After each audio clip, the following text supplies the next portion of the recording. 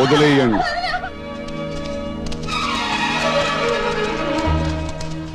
ఏమిటి మీరు చేయబోయే పని?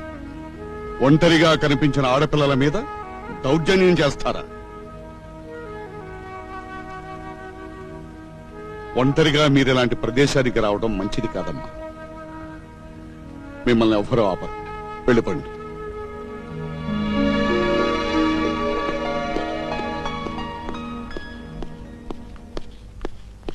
స్వప్న, ఏమిటమ్మా?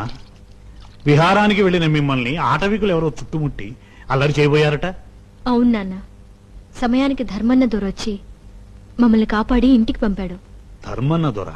అవును, ఆయన్ని చూస్తే నిజంగా దేవుళ్లాగే ఉన్నాడు. అందుకే ఆయన బొమ్మ గీశాను.